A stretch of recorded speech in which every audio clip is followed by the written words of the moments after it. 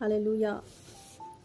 So మన జీవితంలో చాలామందికి అంటే అందరికీ సాధారణంగా ఉన్న ఒక బలహీనత ఏంటి అంటే మన లైఫ్లో మనం ఏం చేస్తామంటే చాలాసార్లు మనం ముందుకు వెళ్ళకుండా స్టక్ అయిపోయినప్పుడు మనం ఏం చేస్తాం, మన అలవాటు ఏంటి? సాధారణంగా మనుషులమైన మనకు ఒక అలవాటు ఉంటుంది. ఏంటి అంటే ఇతరుల వలననే నా జీవితంలో నేను ముందుకు వెళ్ళలేకపోయాను అని మనుషులను బ్లేమ్ చేయడం, లేదంటే పరిస్థితులను బ్లేమ్ చేయడం, సర్కమ్స్టాన్సెస్ని బ్లేమ్ చేయడం, లేదంటే పాస్ట్ లైఫ్ని బట్టి మనం ముందుకు వెళ్ళలేకపోతున్నామని. మన మానవులమైన మనకి ఈ బలహీనత ఉంటుంది. మనకి ఎప్పుడంటే ఇలా మనం ఒకరి మీద బ్లేమ్ చేయడం వలన, పరిస్థితులను బ్లేమ్ చేయడం వలన మనం మన జీవితంలో ముందుకు వెళ్ళలేము, ఏమీ చేయలేని పరిస్థితి. అంటే ఇవన్నీ కూడా ఒక ఎక్స్క్యూజెస్ అని మనం చెప్పొచ్చు అనమాట. ఏంటంటే వేరే వాళ్ళ మీద బ్లేమ్ చేసేయడం, అలా మన లైఫ్ని అలాగే జీవించుకుంటూ వెళ్ళిపోవడం. కానీ ఈరోజు నువ్వు ఈ సిచ్యువేషన్లో, ఈ పరిస్థితిలో నువ్వు ఉన్నావు, నేనున్నాను అంటే మన గత జీవితంలో మనం వేసిన అడుగులు, నిర్ణయాలు, మన నిర్ణయాలు వలన మనం ఏది డిసైడ్ చేసుకొని మనం ఎలా మనము అడుగులు వేసామో దాన్ని బట్టే కదా ఈరోజు మన జీవితం ఇలా ఉంది కదండి.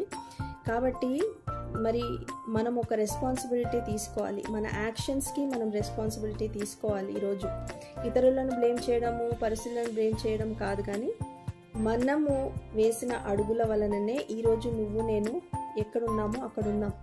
అదేవిధంగా టుడే ఒక సత్యం ఏం చెప్తున్నానంటే మనం రెస్పాన్సిబిలిటీ తీసుకోవాలి. ఈరోజు మనము రేపు మన ఫ్యూచర్, ఇప్పుడు ఈరోజు నీ పరిస్థితి సిచ్యువేషన్స్ని బట్టి ఇలా ఉండొచ్చు, వేరే వాళ్ళ వలన నీ జీవితం ఇలా ఉండొచ్చు, లేకపోతే నీ గతం వలన నీ జీవితం ఇలా ఉండొచ్చు.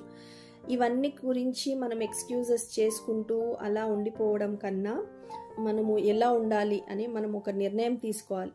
మనం ఏం చెయ్యాలి అనేది ఒక నిర్ణయం తీసుకొని దాన్ని బట్టి మనం నడుచుకోవాలి. అప్పుడే మన జీవితంలో మనము ముందుకు వెళ్ళగలం కదండి. జీవితంలో ఎన్నో విషయాలు, నాకు ఇలా ఎందుకు జరిగింది, నా జీవితంలో ఇలా అన్యాయం జరిగింది కదా, నాకు న్యాయం జరగలేదు, అన్యాయం జరిగింది. ఈ అన్యాయం జరగడానికి కారణం ఏంటి? మనుషులు. లేదంటే మనం ఏం చేస్తాం, దేవుని మీద ఈజీగా దేవుని మీద బ్లేమ్ చేస్తాం.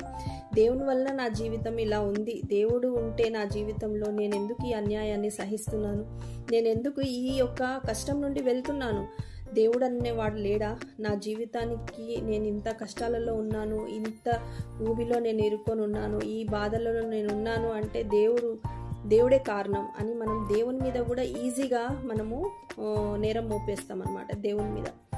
సో ఆదాము కూడా ఆ పండు తిన్నప్పుడు ఆయన ఏం చేశాడు? బ్లేమ్ చేశాడు అవ్వను.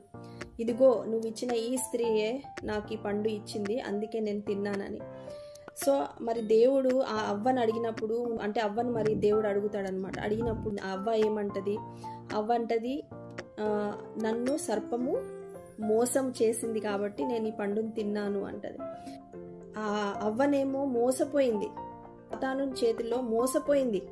కానీ మరి ఆదాము ఆయన చేసిన క్రియకు, అంటే ఆయన చేసిన యాక్షన్కి he is responsible for that. Because ఎందుకు అంటే దేవుడు ఆల్రెడీ ఆదాముకు అది తినొద్దు అని చెప్పాడు, అంటే చేయకూడదు అనే నాలెడ్జ్ ఆదాముకు ఉంది.